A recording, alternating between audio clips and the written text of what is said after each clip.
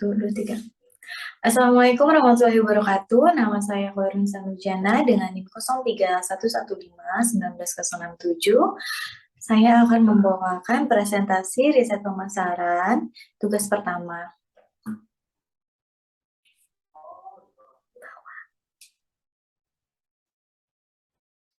Berikut adalah overview tentang presentasi yang akan saya bawakan.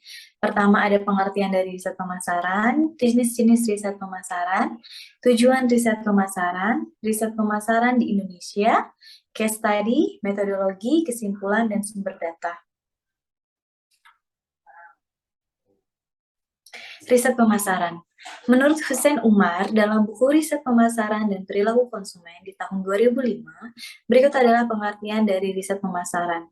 Riset pemasaran adalah suatu kegiatan sistematik yang memiliki tujuan dalam hal mengidentifikasikan masalah dan peluang, pengumpulan data, pengolahan, serta analisis data, serta penyebaran informasi yang bermanfaat untuk membantu manajemen dalam pengambilan keputusan, identifikasi dan solusi yang efektif serta efisien di bidang pemasaran perusahaan.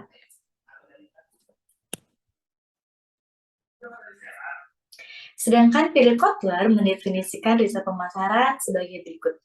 Riset pemasaran adalah suatu perencanaan, pengumpulan, analisis, serta pelaporan yang sistematis dari data atau berbagai penemuan yang relevan dengan situasi pemasaran tertentu yang dihadapi oleh perusahaan.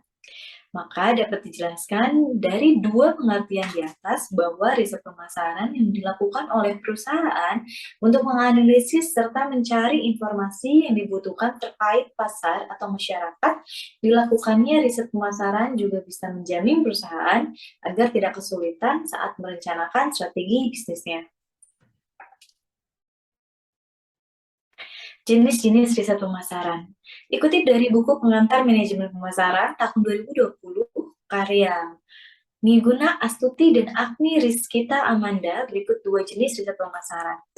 Pertama, riset primer. Riset primer adalah jenis riset yang dijalankan dengan menampung informasi dari hasil penjualan terkini yang sedang dilakukan perusahaan. Kedua, riset sekunder. Riset sekunder adalah jenis riset yang berfungsi untuk menganalisis data yang telah diterbitkan. Dengan melakukan riset sekunder, perusahaan bisa menemukan pesaing serta membangun tolak ukur yang dapat membantu dalam meningkatkan sasaran atau tujuan. Selanjutnya ada tujuan dari riset pemasaran. Menurut Miguna Astuti dan Agni Rizkina Amanda dalam buku Pengantar Manajemen Pemasaran tahun 2020, tujuan dasar riset pemasaran bagi perusahaan ialah mengetahui serta menganalisis hal yang dibutuhkan pasar, mengetahui pesaing bisnis, serta menjamin perusahaan agar tidak kesulitan untuk merencanakan strategi bisnis. Perkembangan riset pasaran di Indonesia. Perkembangan pasar riset pemasaran di Indonesia semakin menjanjikan dari tahun ke tahun, yang tidak lepas karena didukung dari beberapa perusahaan riset yang ada di Indonesia seperti berikut adalah 10 perusahaan riset di Indonesia, 8 perusahaan riset di Indonesia.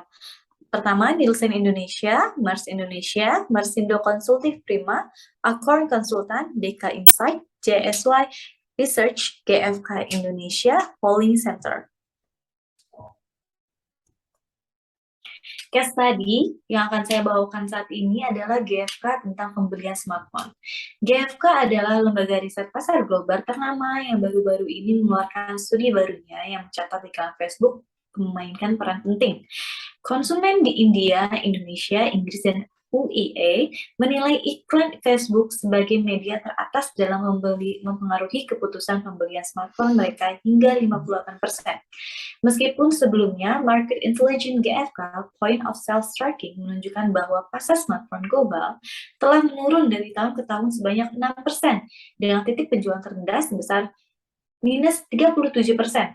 Namun, sejak pandemi, pembelian smartphone kembali pulih. Beberapa pasar bahkan sudah mulai menunjukkan kinerja yang positif, seperti di Rusia meningkat sebanyak 14%, Brazil meningkat sebanyak 9%, dan Indonesia meningkat sebanyak 8%. GF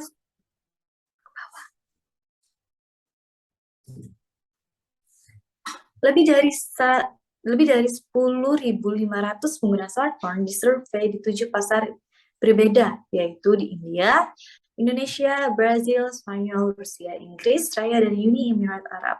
GfK Marketing Mix Production Norms menunjukkan bahwa media dan aktivitas promosi sangat penting untuk mendorong penjualan. Sekitar 14% penjualan didorong oleh efek langsung dari brands marketing mix. Meskipun tidak dapat dihindari bahwa beberapa konsumen mungkin menganggap iklan mengganggu, intinya adalah bahwa mayoritas konsumen secara sadar atau tidak sadar membiarkan iklan mempengaruhi proses pengambilan keputusan mereka ketika membeli smartphone. Kata Katrik Fata Kursiran, Regional Leader Marketing and Consumer Intelligence GfK Asia. Efek iklan dalam mendorong niat pembeli paling tinggi seperti di India dan Indonesia, di mana lebih dari 60% mengutip sebagai pemicu pembelian. Bahkan di Eropa dan Rusia, lebih dari 40% juga mengatakan hal yang sama.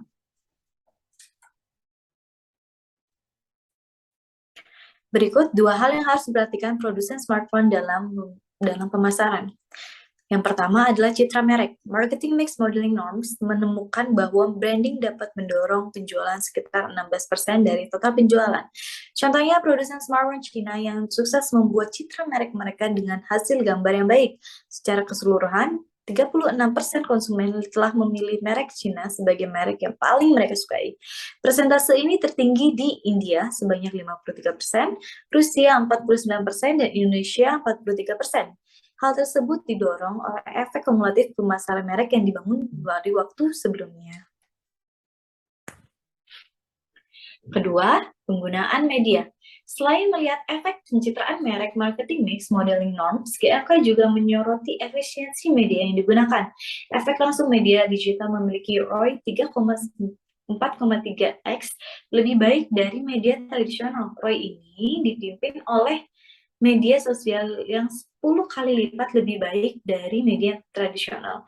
Karena pandemi telah mengubah dunia kita secara drastis, pemasar perlu memikirkan kembali strategi pemasaran mereka untuk menjangkau konsumen secara lebih efektif. Studi ini menyoroti pentingnya memanfaatkan marketing mix modeling untuk lebih memahami keaktivitasan pemasaran lintas saluran konsumen, kata Brian Wong, Director Marketing Science, Greater China Facebook. Metodologi penelitian GfK pembelian smartphone. Jenis studi kasus dalam riset pemasaran dilakukan oleh GfK pembelian smartphone adalah studi kasusnya observasi yang mengutamakan teknik pengumpulan datanya melalui observasi, peran serta, atau keterlibatan, seperti participant observation. Metode penelitian yang digunakan dalam riset pemasaran GfK pembelian smartphone adalah kuantitatif, karena teknik yang digunakan dalam penelitian melibatkan proses pengumpulan dan analisis data numerik secara objektif untuk menggambarkan, memprediksi, atau mengontrol variabel yang menarik. Kesimpulan, berdasarkan uraian di atas, dapat kita ambil kesimpulan bahwa peran dan strategi dalam beriklan di media sosial sangat mempengaruhi penjualan suatu brand. Hal ini terbukti dengan adanya penelitian yang telah dilakukan oleh GfK di tahun 2020 dengan pernyataan yang dilontarkan oleh Katrik Venkatakrishnan, pemimpin regional Pemasaran dan Intelijen Konsumen GfK Asia mengatakan bahwa studi ini menemukan jika media sosial memainkan peran penting dalam prosesnya. Oleh sebab itu, produsen smartphone harus melihat sekitar dan kebiasaan pengguna smartphone.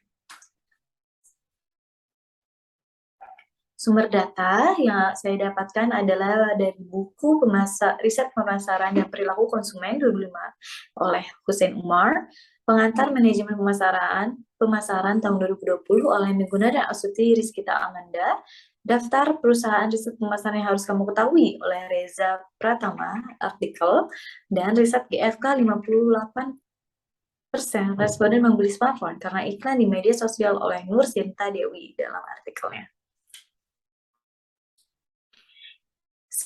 Sekian presentasi dari saya. Terima kasih. Saya Khawinus Nurjana mengundurkan diri. Wassalamualaikum warahmatullahi wabarakatuh.